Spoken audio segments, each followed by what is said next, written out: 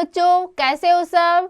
सब अच्छे होंगे। तो चलिए आज का हम अपना अध्याय आरंभ करते हैं। श्रद्धा लभते ज्ञानम, कि श्रद्धा से क्या प्राप्त नहीं हो सकता। अगर आप किसी लक्ष्य को, कोई भी आपका लक्ष्य है, उसको पूरी श्रद्धा से प्राप्त करना चाहोगे, उसके लिए परिश्रम करोगे तो वो आपको अवश्य प्राप्त होगा। तो चलिए पाठ के माध्यम से पढ़ते हैं। क्यों बोला गया ऐसे, देखिए। पुरा काले द्रोणाचार्यो नाम धनुर्वेदस्य महान कुशल शिक्षक आसीत। पुरा काले, पुराने समय में द्रोणाचार्य नाम का धनुर्वेद और धनु की विद्या में कुशल, महान कुशल शिक्षक था। महान क्या था वो? कुशल एक शिक्षक था, अध्यापक था। तस्य धनुर्विद्याय निपुणताम श्रुत्वा सर्वे राजकुमारा धनुर्विद्या ग्रहीतुम तस्य पार्श्वे आगच्छत। तस्य धनुर्विद्या, उसकी धनुर्विद्या की निपुणता को सुनकर कि वो धनुष चलाने में बहुत अच्छे हैं, ऐसा सुनकर सभी राजकुमार धनुर्विद्या ग्रहण करने के लिए उनके पास में आते हैं कि हमें भी धनुर्विद्या का ज्ञान कराइए। ऐसा सोचकर सब बालक उनके पास आते हैं, राजकुमार आते हैं उनके पास। स पांडु पुत्रान युधिष्ठिर परभृतेन धनुर्विद्याम अशिक्षत। वे पांडव पुत्र युधिष्ठिर आदि को, जो पांडवों के पुत्र थे, सभी को, युधिष्ठिर आदि सभी को धनुर्विद्या की शिक्षा देते हैं, धनुष चलाने की शिक्षा देते हैं। तेषु अर्जुन परम कुशल अभवत, लेकिन उन सब में कुशल कौन था? सबसे अच्छी शिक्षा किसने ग्रहण की? अर्जुन ने। अर्जुन क्या था? धनुर्विद्या में सबसे अच्छा था, परम कुशल था। तस्य धनुर्विद्याया कौशलेन परिपुष्टम द्रोणाचार्य अकथयत। उसकी धनुर्विद्या की कुशलता के बारे में जानकर या उससे संतुष्ट होकर कि भाई अर्जुन ने तो बहुत अच्छा धनुष चलाना सीख लिया, ये धनुर्विद्या में बहुत ही ज्यादा अच्छे प्रकार से शिक्षित हो गया, तो इससे संतुष्ट होकर द्रोणाचार्य ने कहा, वत्स तव समय नान्य है कस्य धनुर्धर भविष्यति। बेटा, तुम्हारे समान भविष्य में कोई धनुर्धारी नहीं होगा, जो ऐसा भविष्य में कभी नहीं हो सकता कि तुमसे अच्छा कोई धनुष चलाए। एकदा द्रोणाचार्यस्य धनुर्विद्याय कौशलम श्रुत्वा निषाद राजस्य हिरण्यधनु पुत्र एकलव्य तस् आंतिकम समागत्य अवदत्। एक बार द्रोणाचार्य की विद्या की कुशलता के बारे में सुनकर निषाद राज हिरण्य का पुत्र एकलव्य उस स्थान पर उनके पास आता है और बोलता है, गुरुदेव, हे गुरुदेव, अहमपि धनुर्विद्याम ग्रहीतुम तत्सवनम दो उपस्थिता अस्मि। हे गुरुदेव, अहमपि, मैं भी धनुर्विद्या, आपसे धनुर्विद्या सीखने के लिए मैं आपके सामने उपस्थित हूँ, मुझे भी आप धनुर्विद्या सिखाइए। कृपया ममापि शिक्षा, कृपया मुझे शिक्षा दीजिए। अयम निषाद पुत्र, मैं निषाद पुत्र, इति मत्वा द्रोणाचार्यम तवम शिष्यम न स्वीकरोति सम। वो क्या था? निषाद राज का पुत्र था, निषाद का पुत्र था। तो ऐसा सोचकर द्रोणाचार्य ने उनको अपना शिष्य मानने से अस्वीकार कर दिया, उनको अपना शिष्य नहीं माना। उन्होंने उनको जो प्रस्ताव उनके सामने पहुंचा था वो उन्होंने ठुकरा दिया और उन्होंने उनको शिक्षा देने से मना कर दिया। तम एकथ्यच, और उनको कहा, एकलव्य, तवम सेवमेव धनुर्विद्यायो परवीणो असि सब गर्हम गच। तुम तो अपने आप में ही धनुष चलाना बहुत अच्छे से सीख जानते हो, यानी कि तुम्हें तो पहले से ही धनुष विद्या बहुत अच्छे से आती, धनुष चलाना तुम्हें बहुत अच्छा आता है। सब गर्हम गच, अब तुम अपने घर लौट जाओ। तो उसकी तारीफ कर देते कि तुम तो धनुष चलाना तुम सीख चुके हो, तुम्हें आता है, अब तुम ऐसा करो, अपने घर चले जाओ। खीन एकलव्य गृहम आगच्छत, दुखी होकर एकलव्य अपने घर चला जाता है। से मनसा द्रोणाचार्य सब गुरु मन्यते, उसने मन से द्रोणाचार्य को अपना गुरु मान लिया होता है कि मन में उन्होंने क्या माना? द्रोणाचार्य को अपना गुरु मान लिया कि नहीं, अब तो मेरे गुरु जो हैं वो द्रोणाचार्य ही हैं। स वने गत्वा द्रोणाचार्य से मरणमयी प्रतिमा रचित्वा।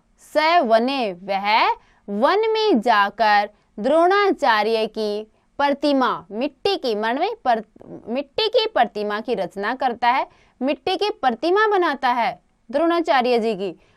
तस्य पूर्त, और उसके सामने सर संचलानस्य अभ्यासम करोति, और उसके सामने तीर चलाने का अभ्यास करता है। समयांतरे से धनुर्विद्याया परम प्रवीण अभवत्, समय के अनुसार वह धनुष चलाने में बहुत ही कुशल हो जाता है, बहुत अच्छे प्रकार से वह धनुष चलाना सीख लेता है। तत्र एकदा मृग्यायार्थम आगतस्य कश्चित् आखेटकस्य कुकुरे मलिन वसनम एकलव्यम दृष्ट्वा भासितम आरभत। तत्र एकदा, एक बार हिरण का शिकार करते हुए कोई शिकारी को देखकर एक कुत्ता उसको देखकर भौंकने लगता है। एकलव्य दृष्ट्वा भासितम आरभत, एकलव्य उसका भौंकना सुनता है। एकलव्य सर संचलानस्य निपुणम दर्शय प्रक्षिप्ते सप्तभि शरै कुकुरस्य मुखम शिवेति शम। एकलव्य क्या करता है, तीर चलाकर, बाण चलाने में वो निपुण है ही, तो बाण चलाकर 7 बाणों से उसके मुख को सील देता है। 7 बाण फेंकता है और कुत्ते का मुंह सिल जाता है। मृग्यार्थम गत कौरव पांडवे एकलव्य सर प्रेक्षणम दृष्ट्वा परम चकित अभवत्।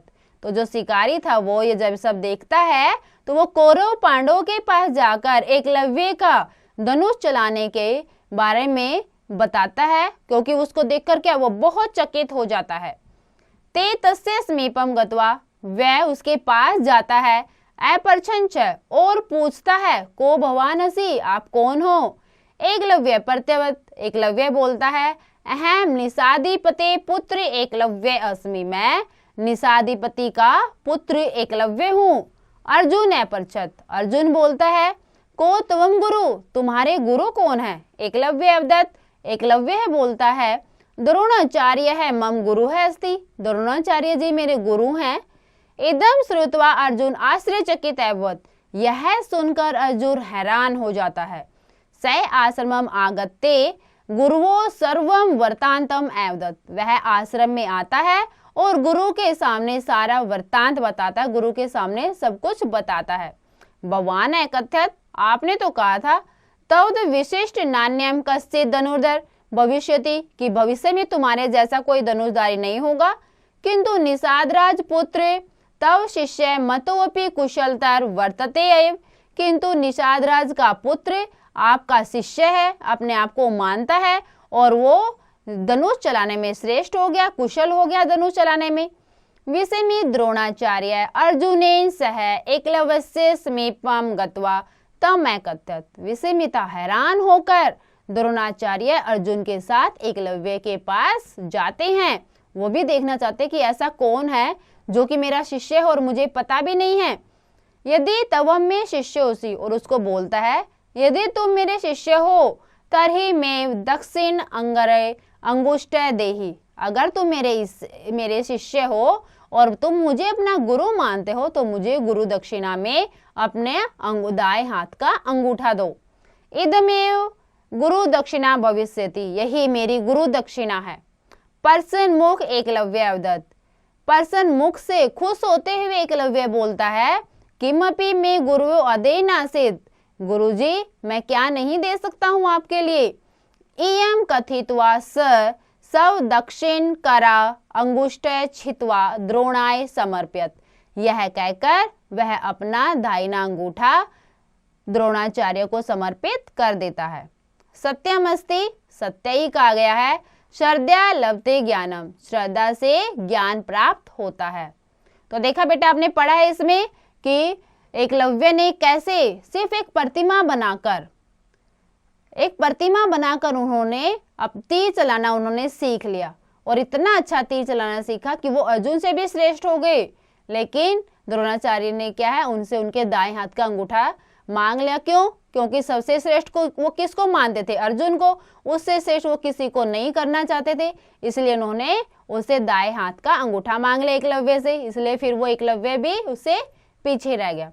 तो ये है हमारा पाठ, जिसमें हमने सीखा कि हम श्रद्धा से हम सब कुछ प्राप्त कर सकते हैं। तो बेटा आपको समझ में आया होगा, एक बार आप इसका अभ्यास अवश्य करें।